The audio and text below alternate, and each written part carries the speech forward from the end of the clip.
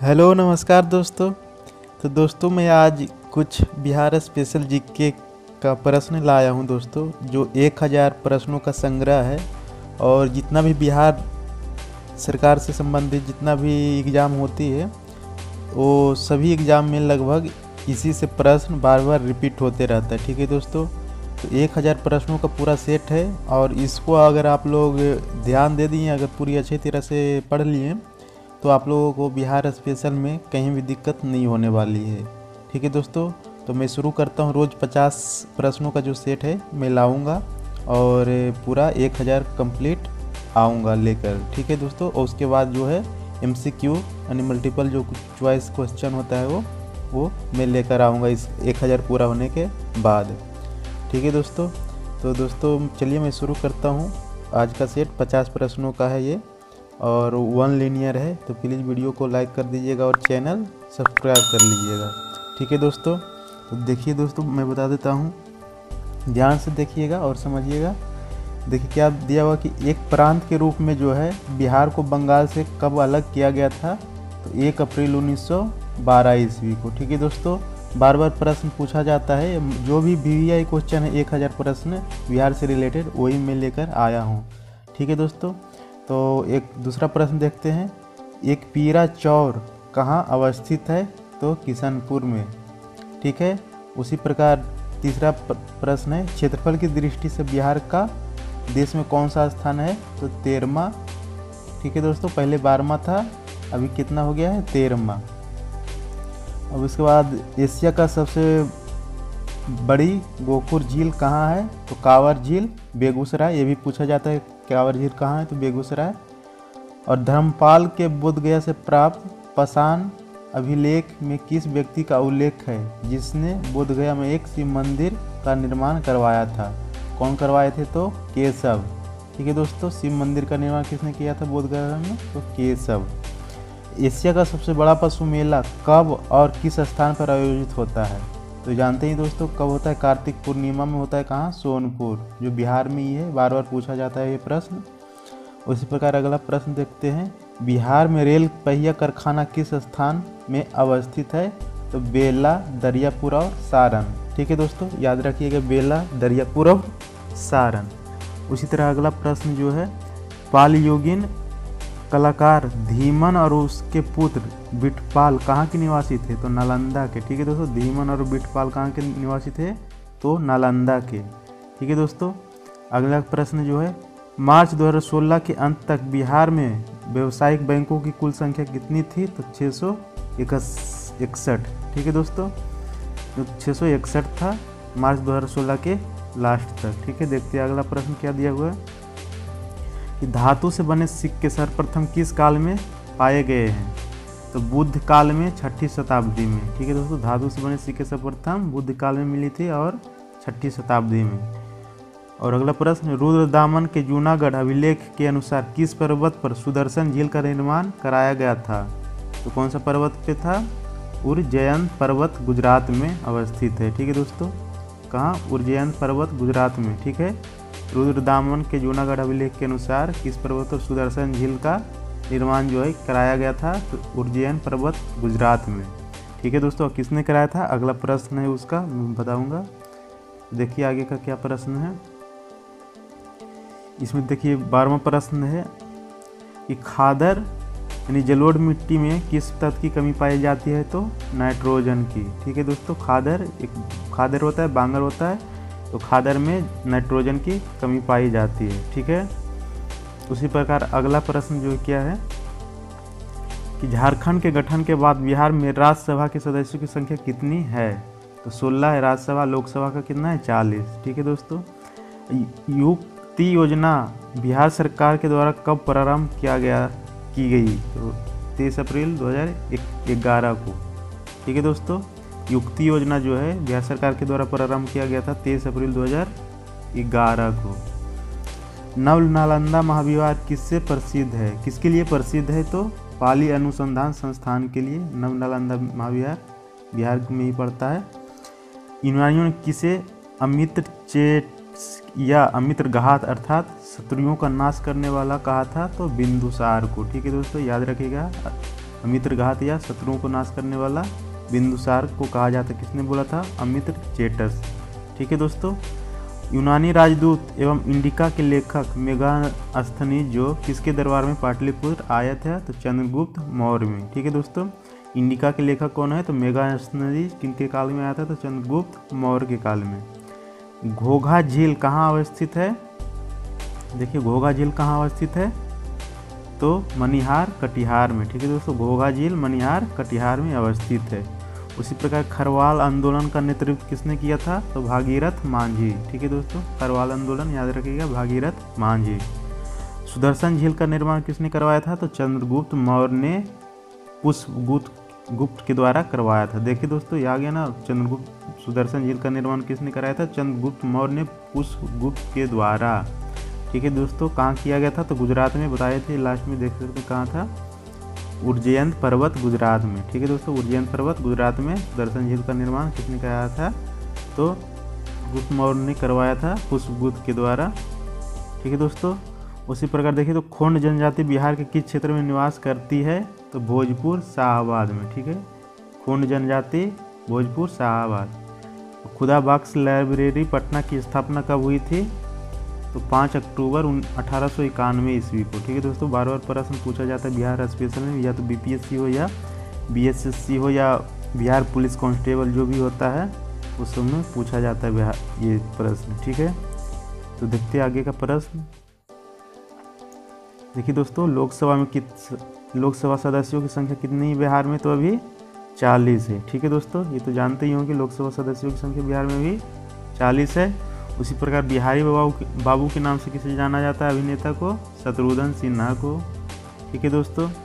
देखिए तो 18 से 29 अगस्त 1920 को बिहार प्रांतीय सम्मेलन का 12वां अधिवेशन कहाँ हुआ था? तो कहाँ हुआ था दोस्तों? भागलपुर में। ठीक है दोस्तों।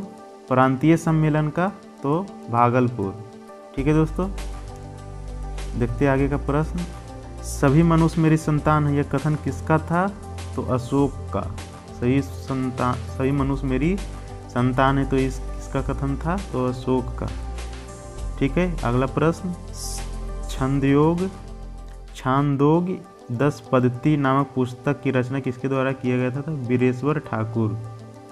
छांदयोग 10 पद्धति। ठीक है दोस्तों। छांदयोग 10 पद्धति का वीरेश्वर ठाकुर के द्वारा।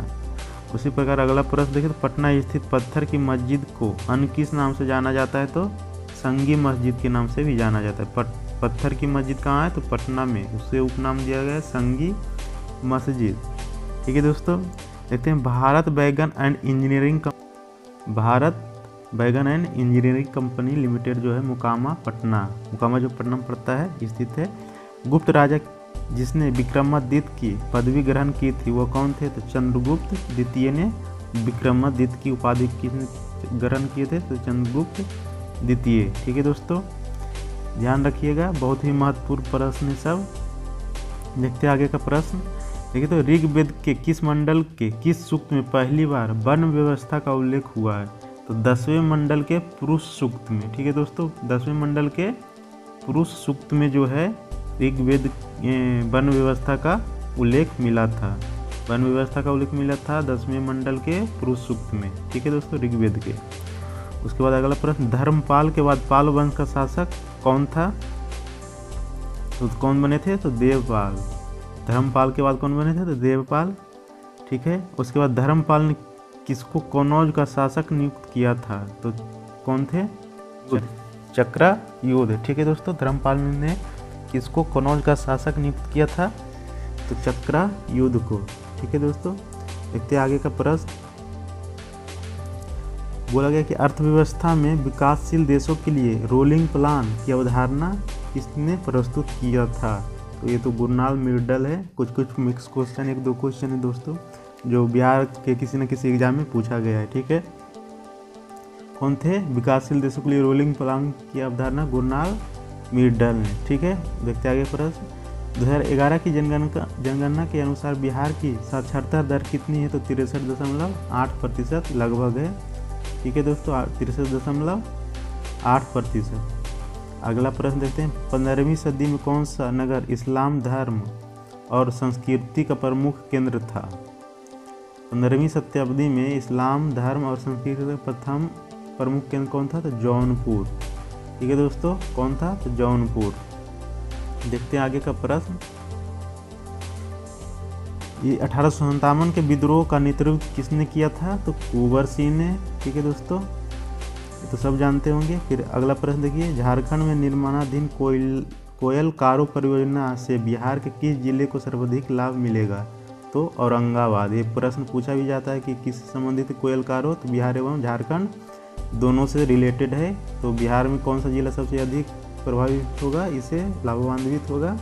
तो औरंगाबाद। ठीक है दोस्तों, देखते हैं आगे का प्रश्न। देखिए दोस्तों, अगला प्रश्न जो है, भारत में योजना आयोग का गठन कब हुआ था? तो 15 मार्च 1950 ईस्वी को हुआ था, लेकिन ये 1 जनवरी 2015 को समाप्त कर दिया गया है। इसके जगह अब नीति आयोग का गठन किया गया है। ठीक है दोस्तों, देखते हैं अगला प्रश्न, बिहार राज्य खादी ग्रामोद्योग की स्थापना कब हुई थी? बिहार राज्य खादी ग्रामोद्योग की स्थापना कब हुई थी? तो 1956 ईस्वी में। ठीक है, बिहार राज्य ग्रामोद्योग की स्थापना कब हुई थी? तो 1956 ईस्वी में। 1050 ईसा पूर्व के आसपास गंगा घाटी के किस जगह से लोहा मिलने का प्रमाण मिलता है? तो अंतरजी खेड़ा, उत्तर प्रदेश। ठीक है दोस्तों, देख सकते हैं 1050 ईस्वी के आसपास गंगा घाटी के किस जगह से लोहे का प्रमाण मिलता था? तो अंतरजी खेड़ा जो है उत्तर प्रदेश में।